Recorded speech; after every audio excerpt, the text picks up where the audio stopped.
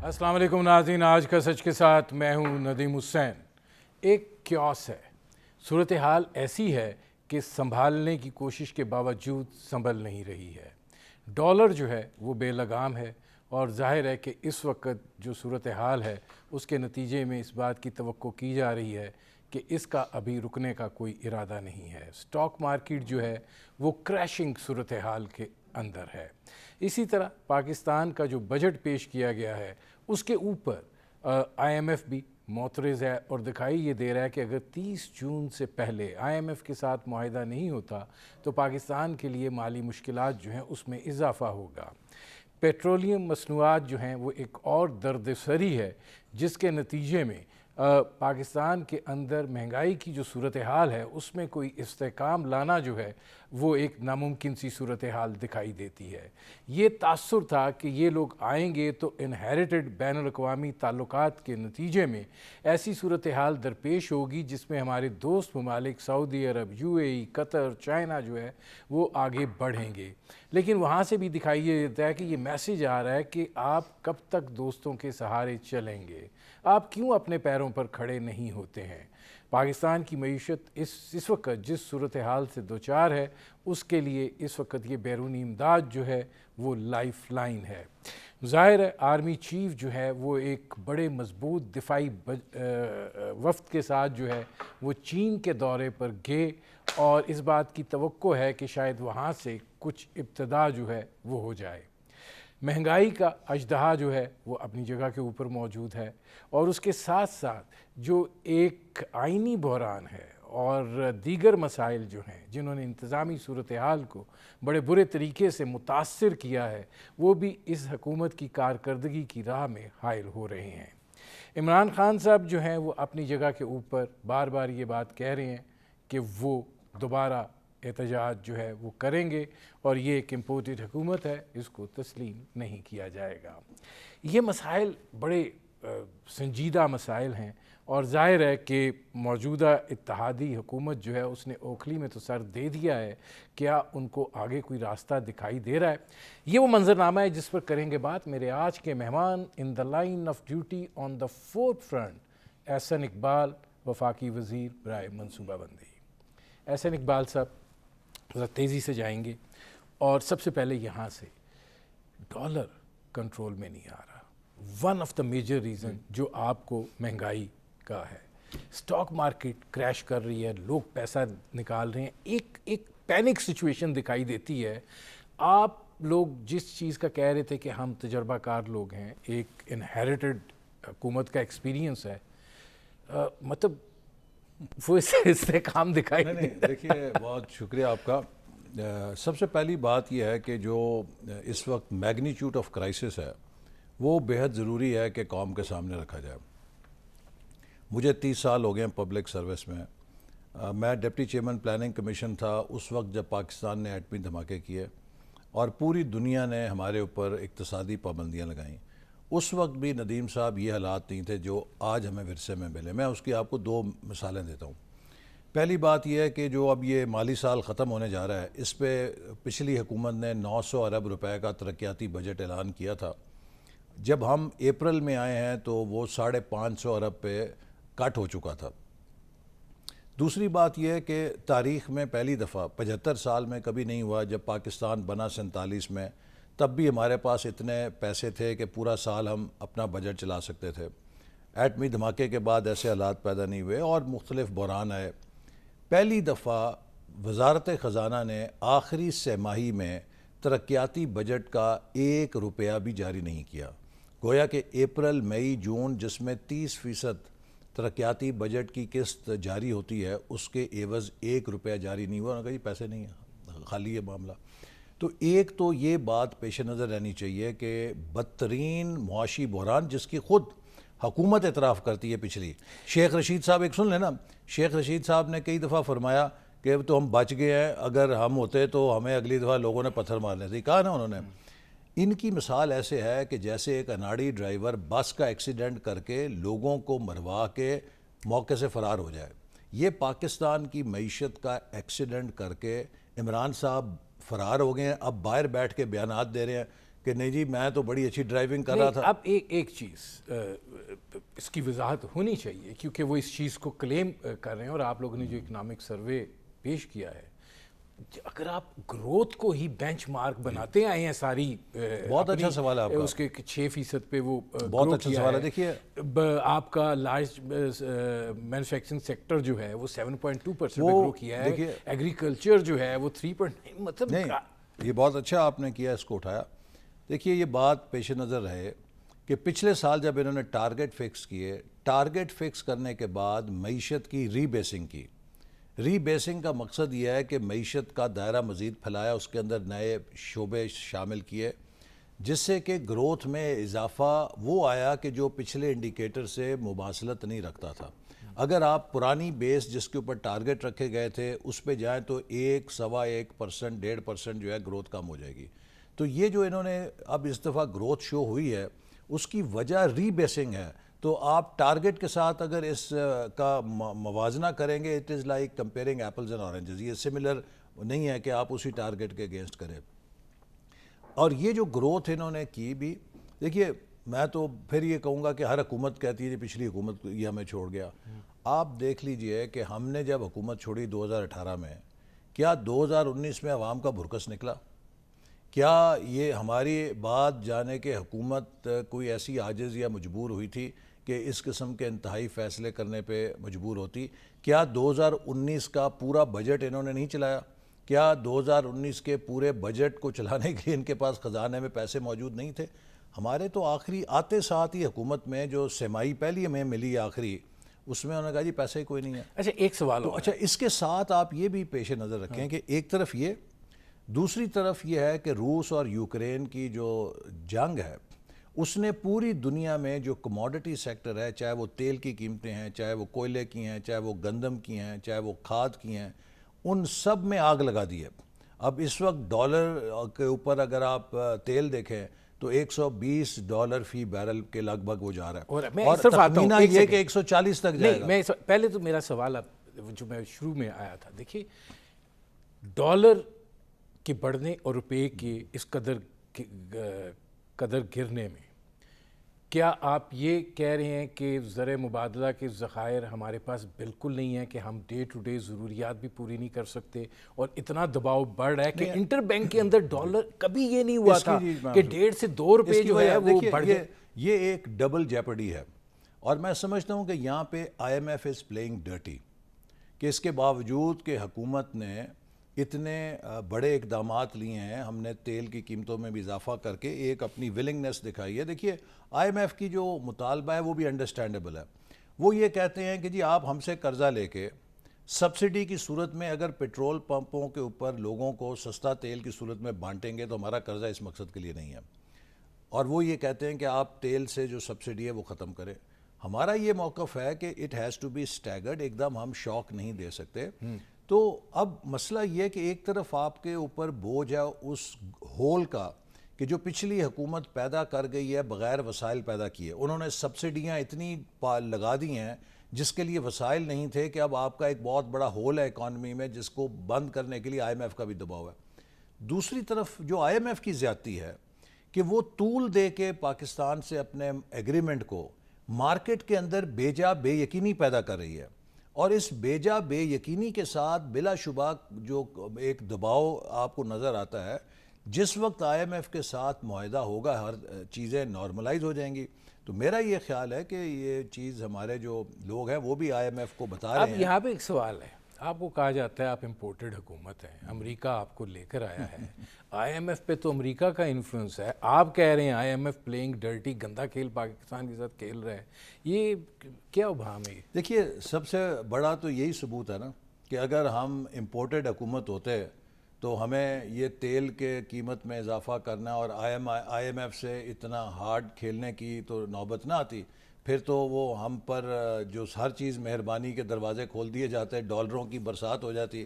آج اگر ہم اس کے اوپر جدوجہد کر رہے ہیں تو اس کا مقصد یہ ہے کہ ہم پاکستان کے مفادات کے لیے ہی کوشش کر رہے ہیں. اور لیکن دیکھیے یہ بات حقیقت ہے, 75 سال کی جو ہماری مس مینجمنٹ ہے اور اس میں بہت ایک طویل بحث، ہم ایک پورا پروگرام کر سکتے ہیں کہ آج میں آپ کو ایک چھوٹی سی بات بتاؤں کہ دیکھیے پرسنل کتنی بڑی میں ٹریجڈی سمجھتا ہوں.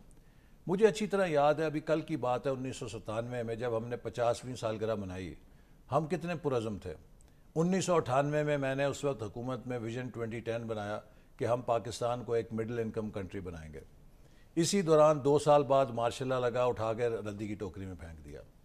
2013 میں جب ہمیں موقع ملا تو ہم نے کہا کہ اب 75ویں سالگرہ آئے گی 2022 میں، تو ہم اس کے لگ بھگ 2025 تک پاکستان کو ٹاپ 25 اکانومیز میں لے جائیں گے. ہم نے سفر شروع کیا، 5 سال محنت کی، اور اتنی محنت کی کہ خود دنیا کے بڑے بڑے ادارے یہ بات ماننے پہ آمادہ ہوئے کہ by 2030 Pakistan will be in the top 20 economies. 2018 میں ہمیں اٹھا کے پھر بار پھینک دیا گیا.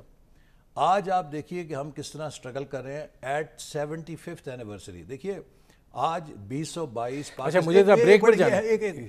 75ویں سالگرہ کا سال ہے. میری نسل جو ہے نا نوجوانوں کے آگے شرمندہ ہے. ہم نے 25 سال 50ویں سے 75ویں ضائع کر دیے سیاسی انہی چکروں کی صورت میں.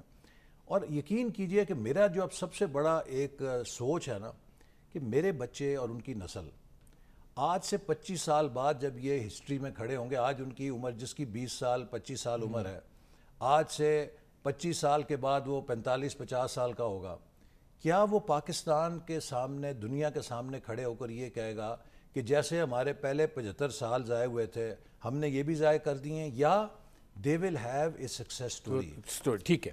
اچھا اب یہ فرمائیے گا، بریک پر جانے سے پہلے جلدی سے کوئک رسپانس آپ کا لے لوں. آپ کو لگتا ہے کہ IMF جو ہے اس بجٹ کو انڈورس کرے گا اور 30 جون سے پہلے معاہدہ ہوگا، کیونکہ وہ معترض ہیں بہت ساری چیزوں پہ؟ جی میں ہوپ فل ہوں. میرا خیال ہے کہ یہ ایک اس پہ ہم بھی کوشش کر رہے ہیں، اور IMF کے لیے بھی ایک ٹیسٹ کیس ہے. اگر وہ پاکستان کے ساتھ ان کا معاہدہ نہیں چلتا تو ان کی بھی اس میں ناکامی ہے. Then they have to be blamed also کہ وہ کیوں نہیں ایک ایسا معاہدہ کر سکے کہ جو قابل عمل ہو. اور ہمارے لیے بھی ایک ٹف بارگین ہے، چونکہ دیکھیے ہمارے لیے بارگیننگ کوشن نہیں ہے. اس وقت جو حکومت کی سب سے بڑی مشکل ہے وہ یہ ہے کہ ہمارے پاس وہ بارگیننگ سپیس نہیں ہے. We are bargaining from a position of weakness, چونکہ معیشت کو اس بری حالت میں وہ چھوڑ کر گئے ہیں.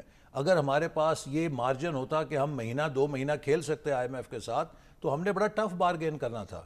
تو یہ ایک سچویشن ہے، لیکن اس کے باوجود جو تاخیر ہو رہی ہے وہ وجہ یہی ہے کہ ہم آخری حد تک جا رہے ہیں کہ تھوڑا سا اس پین کو کم سے کم کیا جا سکے جو ہم پر اس معاہدے کی صورت میں آئے گی. اور اس کے اوپر دستخط کس نے کیے ہیں؟ دیکھیے آج ہم کوئی نیا معاہدہ نہیں کر رہے. ہم پر یہ ہے کہ جو معاہدہ حفیظ شیخ نے دستخط کیے، جو شوکت طرین نے دستخط کیے، ہم نے حکومت پاکستان سے کیے، اور آپ اس پہ عمل کریں. ناظرین، وفاقی وزیر برائے منصوبہ بندی احسن اقبال صاحب سے ہماری گفتگو جاری ہے. وقت ہوا ایک مختصر سے کمرشل بریک کا، ملتے ہیں اس وقفے کے بعد.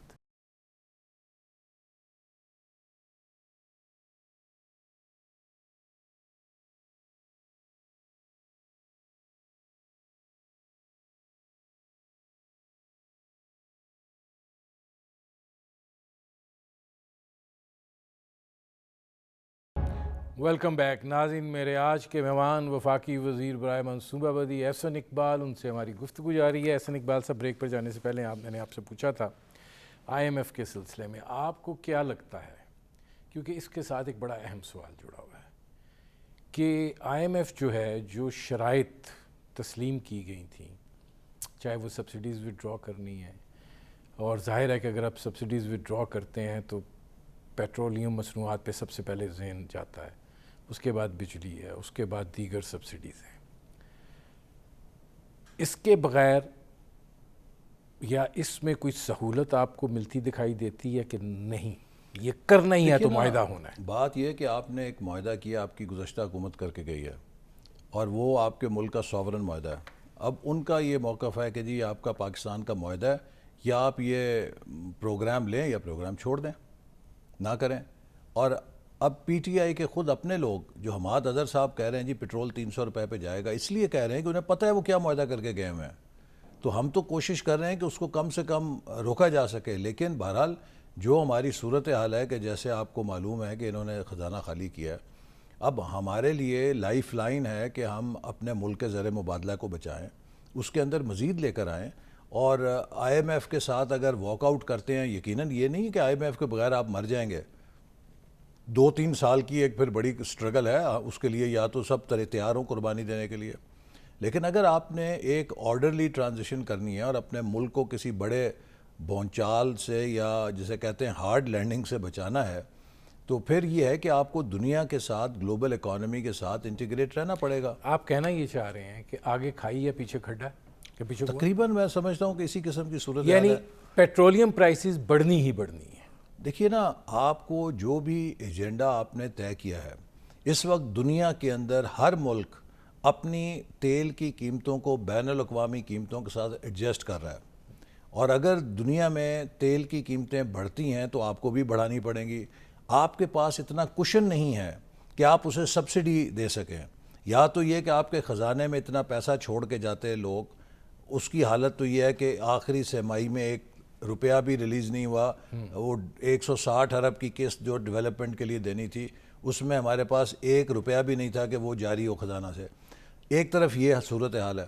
دوسری طرف آپ اور ہم یہ چاہتے ہیں کہ لوگوں پہ کم سے کم بوجھ بھی پڑے، لیکن اس کے لیے آپ کو سبسڈی دینی ہے.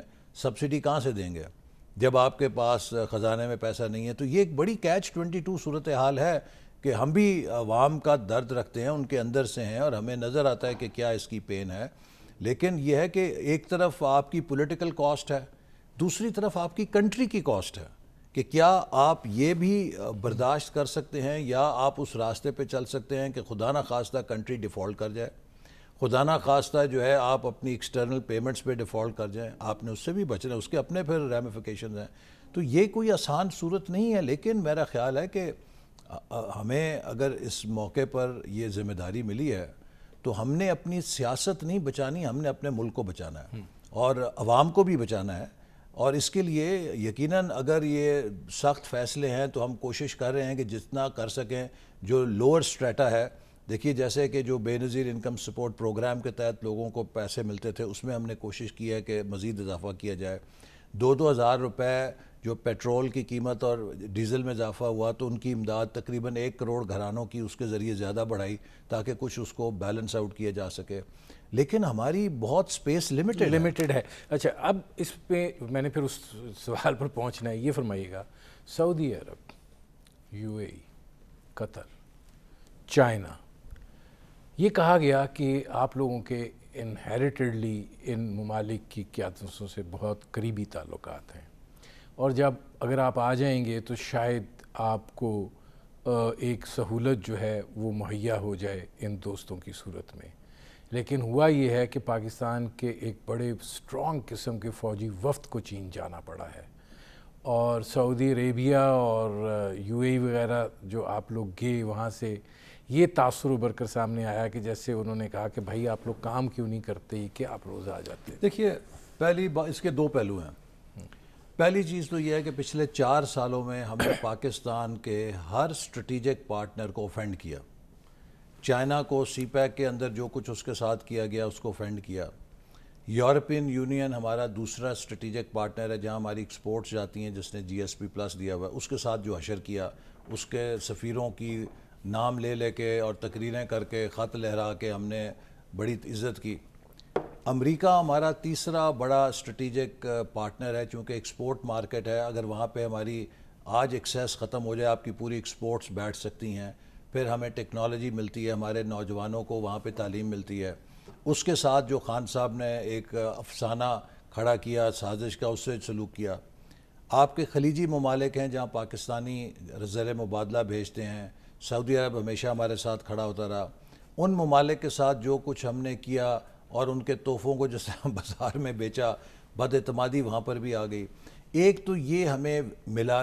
اب ہم نے واپس آ کے ان سب کو انگیج کرنا شروع کیا ہے، اور یہ سب اس بات کے لیے ہمیں یقین دلا رہے ہیں کہ ہم آپ کی مدد بھی کریں گے. لیکن آئی ایم ایف کا معاہدہ اس وقت سینٹر سٹیج پہ آ گیا ہے، کیونکہ آئی ایم ایف جو ہے وہ انٹرنیشنل فائنینشیل سسٹم یا ایک ریگولیٹری جو آپ کہہ لیجئے نظام کا ایک لنچ پن ہے.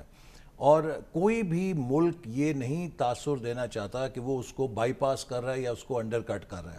اور ان سب کا یہ کہنا ہے کہ دیکھیے ہم نے بھی اب مثال کے طور پہ جو گلف کے ممالک ہیں وہ کہتے ہیں ہم تیل پیدا کرتے ہیں لیکن ہم نے بھی سبسڈی ختم کی ہے، کم کی ہے. تو آپ کو بھی سوچنا ہوگا کہ آپ کتنی دیر تک سستا تیل بیچ سکتے ہیں, کہاں سے بیچیں گے.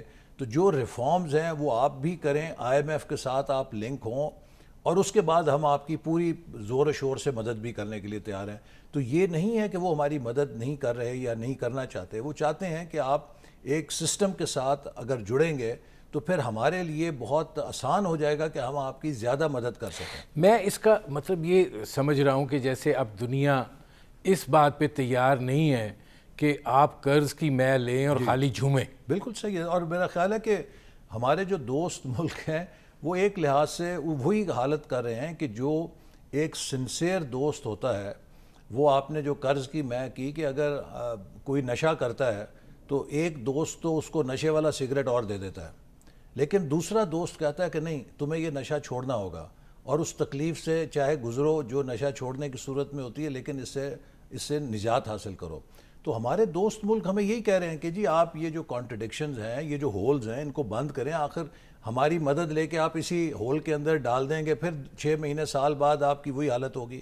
تو میرا خیال ہے کہ ان کے اس بات میں اچھا, میں احسن اقبال صاحب آپ کی وزن ہے. گفتگو سے اس نتیجے پر پہنچا ہوں کہ شاید ہمیں 30 جون سے پہلے پیٹرول جو ہے وہ کوئی 250 کے قرب و جوار تک لے جانا پڑے, ڈیزل جو ہے وہ بھی مہنگا کرنا پڑے, لیکن اس کے نتیجے میں مہنگائی کا بھی ایک سیلاب آئے گا. اور مہنگائی جو ہے وہ صرف آٹے, چینی اور اس چیز کا نام نہیں ہے, وہ بہت ساری چیزوں کا ایک مجموعہ ہے.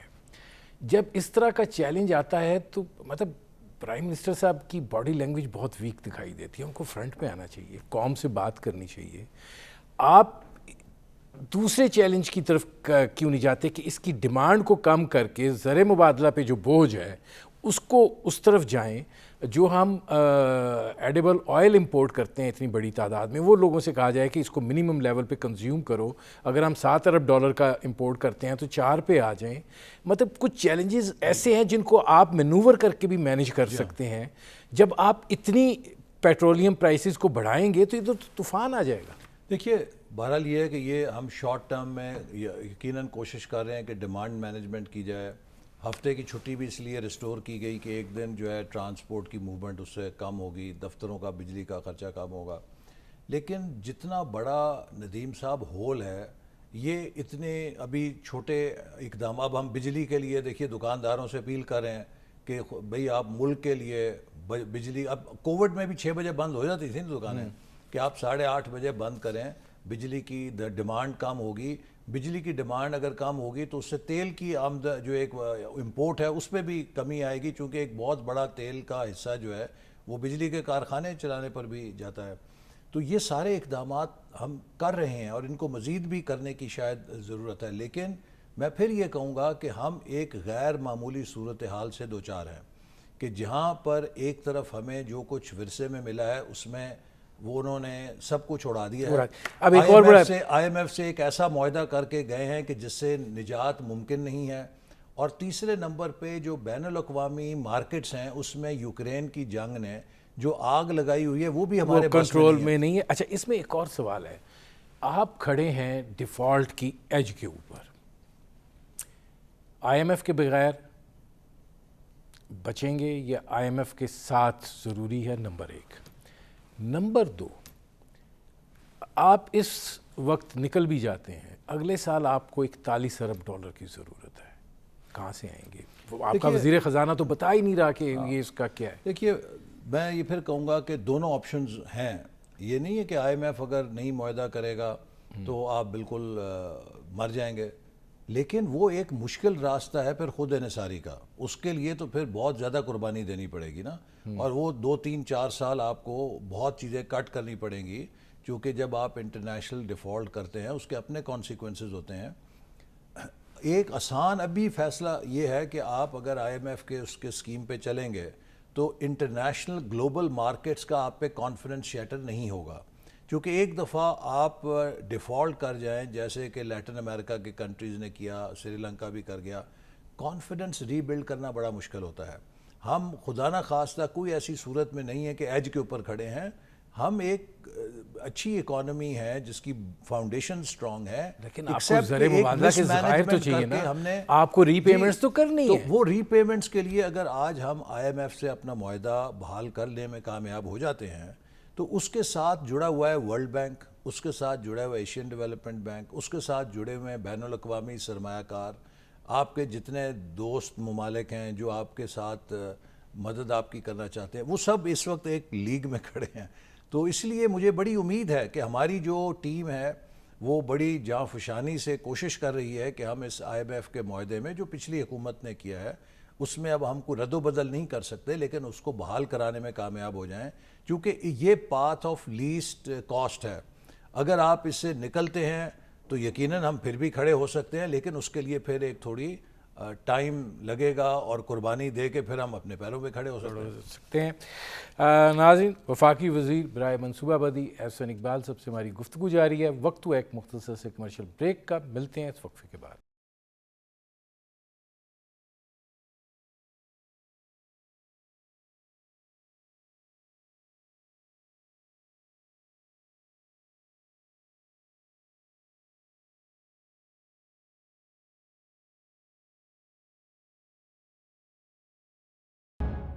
Welcome back. ناظرین، میرے آج کے مہمان وفاقی وزیر برائے منصوبہ بندی احسن اقبال، ان سے ہماری گفتگو جاری ہے.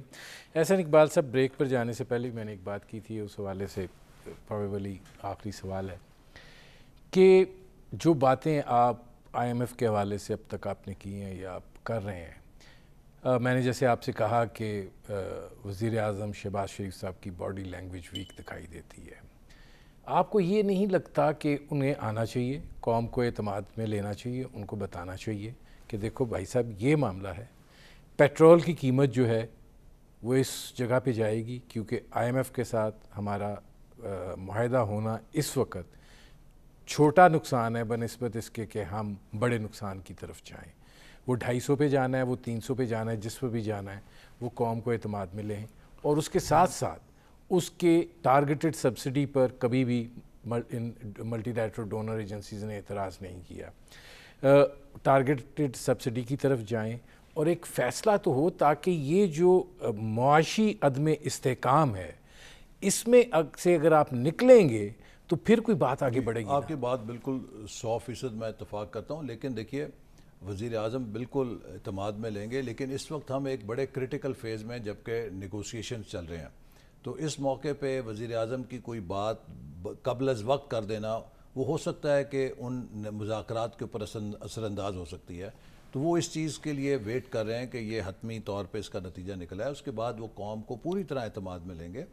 اور میں یہ بھی کہنا چاہتا ہوں کہ دیکھیے ہمارے لیے اس وقت بہت بڑا لمحہ فکری ہے. میں آپ کو چھوٹی چھوٹی مثال دیتا ہوں.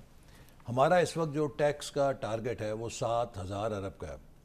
اس 7,000 ارب میں اگر آپ صوبوں کا پیسہ نکال دیں تو تقریباً 3-3.25 وفاقی حکومت کے پاس بچتا ہے. آپ کو پتہ ہے کہ قرضوں کی ادائیگی کتنی ہے؟ جب 2018 میں ہم حکومت چھوڑ کے گئے تھے 1,500 ارب تھی، آج 4,000 ارب ہے. ٹھیک ہے جی، آپ کا 4,000 ارب جو آپ نے قرضے ادا کرنے ہیں، آپ کے ٹیکس کی وصولی جو وفاق کو اپنے حصے کی ملے گی وہ پوری نہیں ہے جو اس کو کر سکے. اس کے اوپر آپ کا ڈیفینس ہے 1,500 ارب کا، اس کے اوپر آپ کی 550 ارب روپے کاسٹ آف رننگ گورنمنٹ ہے. پینشن جو ہے اس کی کاسٹ تقریباً 550 ارب ہے. کوئی 900 سے 1,000 ارب کی سبسڈیز ہیں جو آپ ابھی بھی دیتے ہیں. پھر 700-800 ارب کا آپ کا ڈیولپمنٹ بجٹ ہے. آج آپ کا دفاع اور آج آپ کا ڈیولپمنٹ کا بجٹ جو ہے وہ ادھار کے ڈیفیسٹ فائنینسنگ سے چل رہا ہے. یہ چیزیں سسٹینیبل نہیں ہیں. تو اسی لیے آج پھر we are an agriculture economy. 2018 میں گندم بھی ہم ایکسپورٹ کر رہے تھے، چینی بھی ہم ایکسپورٹ کر رہے تھے، کاٹن بھی ہم اپنے لیے کافی اگا رہے تھے. آج حالت یہ کہ 3 ملین ٹن گندم ہم امپورٹ کرنے پہ مجبور ہیں، ہم کاٹن امپورٹ کرنے پہ مجبور ہیں، ہم چینی امپورٹ کرنے پہ مجبور ہیں. ہم تقریباً اسی طرح جو ملینز کئی 100 ملین 200 یا 200 ملین ڈالر کا ایڈیبل آئل امپورٹ کرتے ہیں. ہم دنیا میں سب سے زیادہ چائے امپورٹ کرنے والا ملک ہیں. دیکھیے ہمیں اپنی ترجیحات پہ بھی، اور یہ سب وہ چیزیں ہیں. دیکھیں میں ایسا نہیں اقبال صاحب ختم کر لینا میری بات. دیکھیں یہ وہ چیزیں ہیں کہ جن پر ہمیں ثابت قدمی سے کم از کم 10 سال کا ایک ایجنڈا لے کر کام کرنا پڑے گا. میں یہ نہیں کہہ رہا کہ کوئی ایک حکومت ضرور 10 سال رہے. یہی وجہ ہے کہ وزیر اعظم کہہ رہے ہیں کہ ایک نیشنل چارٹر آف اکانومی کی ضرورت ہے. ہم ایک ایگریکلچر اکانومی ہے, ہمیں اتنی گندم پیدا کرنی چاہیے کہ جو ضرورت سے زیادہ ہو, چینی پیدا کرنی چاہیے, کپاس پیدا کرنی چاہیے. اسی لیے اس بجٹ میں ہم نے لوگوں سے یہ نہیں کہا کہ یار ایک روٹی کم کھاؤ, ہم نے کہا ہے کہ گندم زیادہ اگاؤ. اس کے لیے ہم نے ٹریکٹر سے ڈیوٹی ختم کی, ہم نے زرعی آلات سے ختم کی, ہم نے نئے بیجوں کی درآمد سے ڈیوٹی ختم کی. انسینٹیو دے رہے ہیں کہ ایگریکلچر پروڈکشن بڑھے. یہ ساری اپنی جگہ بات ہے, ٹھیک ہے. اب دو چیزیں ہیں. پہلی چیز یہ ہے کہ میں دیکھ رہا تھا کہ کوئی 76 ارب روپے کی پاکستانی قوم چائے پی گئی ہے. بین کر دیں چائے, کوئی نہیں مرے گا, کوئی نہیں مرے گا. مطلب گورنمنٹ بھی جرت لے, بین کریں کہ پاکستان کے اندر چاہے وہ ڈی ایچ اے ہو, چاہے وہ بیریا ٹاؤن ہو, چاہے وہ کوئی اور وہ ہو, بند. آپ ہاؤسنگ سوسائٹیز بند کریں, ورٹیکل دیکھیں. جو میجر سٹیپس ہیں کوئی پولیٹیکل گورنمنٹ نہیں لیتی, اس لیے کہ ان کے بندے پارلیمنٹ میں بیٹھے ہوئے. پہلی دفعہ یہ حکومت ہے کہ جس نے یہ بولڈ سٹیپ لیا ہے کہ جو نان پروڈکٹیو ایسٹس ہیں, کہ جو لوگوں نے سٹے بازی یا اسپیکولیٹیو اکانومی ریل اسٹیٹ میں پیسہ ڈبویا ہوا تھا, اس کے اوپر ٹیکس کیا ہے تاکہ وہاں سے سرمایہ نکلے اور پروڈکٹیو سیکٹرز میں جائے, ایگریکلچر میں جائے, انڈسٹری میں جائے, یا کسی چیز میں وہ کاروبار پیدا کرے. اب چائے کی بات یہ ہے کہ غریب آدمی کا اسی میں تو وہ روٹی بھگو کے کھا لیتا ہے, اس کا مشروب ہے محنت کے بعد. دیکھیں گزارش یہ ہے کہ آسان ہے, لیکن آپ کو یہ چیزیں ہیں. جب ملک ڈوب رہا ہے سر, نہیں ملک ڈوب رہا ہے, ہم ہر بندے سے ہمارا ہاتھ پھیلے ہوئے ہیں, لوگ اب ہمیں تانے مار رہے ہیں, ہم اپنی خودداری کے سودے کر رہے ہیں, اور چائے کو کہہ رہے ہیں کہ چائے کی کنزمپشن کم کرنی چاہیے. میں آپ سے اتفاق کرتا ہوں, سب کو جو ایک ایک پیالیاں, دو پیالیاں کم کرنی چاہیے, چونکہ یہ امپورٹڈ آئٹم ہے. لیکن ہم کوشش اب یہی کر رہے ہیں کہ دیکھیے ایڈیبل آئل کو ملک کے اندر فروغ دینے کے لیے, چاہے وہ کنولا ہے, چاہے وہ دوسرے اس کی ورائٹیز ہیں, اس کو انسینٹیوائز کیا جائے. اسی طرح جو چائے کے کچھ تجربے ہوئے تھے ان کا بھی ہم جائزہ لے رہے ہیں. یہ مانسیرا وغیرہ ادھر ایریا اوشین کیاری میں چائے کے آگے بڑے باغ ہیں, اس کو ہم پروموٹ کر رہے ہیں کہ اپنے ملک کے اندر چائے کو فروغ دیں. اب یہ سب وہ چیزیں ہیں کہ جو ایک لانگ ٹرم ایجنڈا تقاضا کرتی ہیں کہ جس پر سب اتفاق کریں. حکومت کوئی بھی آئے, ان پالیسیز میں تسلسل رکھیں تاکہ ہم خود کفیل ہوں اور اس امپورٹ کو جو سوال یہ ہے زرعی چیزوں میں کر رہے ہیں اس سے نجات حاصل کریں. سوال یہ ہے کہ مطلب اب سوال یہ آپ سے کیسے پوچھا جائے کہ ایک طرف جو ہے وہ ایک ایسی صورتحال ہے کہ جس میں وہ جسے کہتے ہیں نا کہ پھندے میں گردن آئی ہوئی ہے, دوسری طرف مہنگائی کا اتنا شدید ایک لہر ہے, اور ظاہر ہے کہ آگے جب آپ نے اقدامات کرنے ہیں تو اس لہر نے اور اونچائی پکڑنی ہے, اور اس میں اس کی زد میں بے شمار لوگ آئیں گے. ابھی بھی ہماری کرنسی کی یہ حالت ہو گئی ہے کہ 1000 روپیہ جو ہے اس کی ایکچول ویلیو اب 250 روپے ہے. کیسے؟ جیسے میں نے آپ کو کہا نا کہ یہ کرائسس اب سب کے سامنے ہے. ابھی میں آج ہی پڑھ رہا تھا کہ انڈیا کا روپیہ بھی ریکارڈ لو پہ چلا گیا. انفلیشن جو ہے برطانیہ, جرمنی, فرانس, امریکہ ہر کسی کو اس لیے ہٹ کر رہی ہے کہ آج گلوبل مارکیٹس میں جتنی کموڈٹی آئٹمز ہیں, جیسے میں نے شروع میں کہا, ان کی قیمتوں میں 4-5 گنا اضافہ ہو گیا ہے. تو اور ابھی جو ورلڈ بینک اور آئی ایم ایف نے گلوبل پروجیکشن کی ہے, انہوں نے 2 چیزیں کہی ہیں. ایک یہ ہے کہ ورلڈ اکانومی کی جو گروتھ ہے انہوں نے تقریباً آدھی دکھائی ہے کہ اگلے سال میں جو گروتھ ہے وہ شرنک کر جائے گی. اب اس کا پھر ہمارے اوپر ایک نیگیٹو اثر آئے گا کہ آپ کے لیے جو ایکسپورٹ کرنے کی سپیس ہے اس میں مقابلہ سخت ہوگا اور وہ کم ہوگا. دوسرا, انہوں نے جو گلوبل آؤٹ لک انفلیشن کی دی ہے, اسی وجہ سے چونکہ تیل مہنگا ہے, گندم مہنگی ہے, ہر آئٹم مہنگی ہے, اس کو بھی بڑھا دیا ہے. تو یہ ایک بڑا ٹائٹ روپ ہے, اور اس کا ایک ہی علاج ہے کہ ہم اپنے ملک کے اندر اپنی فوڈ سیکیورٹی پہ, ایگریکلچر سیکٹر پہ توجہ دیں. اس لیے حکومت کی یہ کوشش ہے کہ جیسے ہم نے ایٹمی دھماکے کے بعد بھی جو پابندیاں تھیں, ایگریکلچر سے بیل آؤٹ لیا تھا, اس لیے کہ ایگریکلچر وہ شعبہ ہے کہ جو 6 مہینے کے اندر نتیجہ دے سکتا ہے. اس کے ساتھ ہم ٹیکنالوجی ایریاز میں بھی کام کر رہے ہیں, انڈسٹری کو بھی پروموٹ کریں گے. لیکن میرا خیال ہے کہ پاکستان کے لیے اگر اگلے 2 سالوں میں کوئی اپرچونٹی ہے تو وہ یہی ہے کہ ہم ایگریکلچر کو, پروڈکٹیوٹی کو وہ دیکھا ہوا ہے $250 ملین روز فائنانس منسٹر سرتاج جب دیکھا کرتے تھے, اچھا جی کتنے پیسے نے. لیکن اب ایک آخری سوال ہے کہ سی پیک جو تھا میں دیکھ رہا تھا 2016 سے 2018 بڑا پیک پہ تھا، پھر ایک وہ تو بالکل ہی ختم ہو گیا معاملہ. اب کیا صورتحال ہے چین کے ساتھ؟ کیا ریوائول یہ شاید ادھر سے ہی ایک انویسٹمنٹ کی صورت میں پیسہ آ جائے؟ پاکستان کے ساتھ جو سب سے بڑا حادثہ ہوا ہے وہ 2018 میں سی پیک کو کریش کرنا ہے. 2017 میں ندیم صاحب میرے پاس امریکہ کے سفیر، برطانیہ، جرمنی، جاپان، ہر ملک کا سفیر آ کے ایک سوال کرتا تھا کہ ایکسیلنسی ہمیں یہ بتائیں کہ ہماری کمپنیاں سی پیک کے کون سے زون میں کہاں سرمایہ کاری کر سکتی ہیں. دنیا کو یہ خیال تھا کہ پاکستان کو کوئی ہولی گریل مل گئی ہے، بس اب یہ نکل گیا، ان کو پکڑ لو. تو آج ہم وہاں پر کھڑے ہیں کہ آپ اس کا مثال یہ دیکھیے کہ میں گوادر گیا تو وہاں پہ مجھے پورٹ اینڈ شپنگ یا جو اسے اب میری ٹائم افیئرز کہتے ہیں منسٹری، ان کے لوگوں نے کہا کہ ہم 4 سال گوادر پورٹ کی ڈریجنگ کے لیے پیسے مانگتے رہے، ہمیں پیسے نہیں دیے گئے. وہ گوادر پورٹ جس کو ہم ڈیپ سی پورٹ کہتے تھے، 4 سال مینٹیننس ڈریجنگ نہ ہونے کی وجہ سے اس کی اب گہرائی 11 میٹر رہ گئی ہے. بڑا شپ وہاں پہ لنگر انداز نہیں ہو سکتا. یعنی کہ آپ نے جو سی پیک کی گیٹ وے تھا گوادر، اس کو ہی بند کر دیا. تو آپ سی پیک کے ساتھ کیا کر رہے تھے؟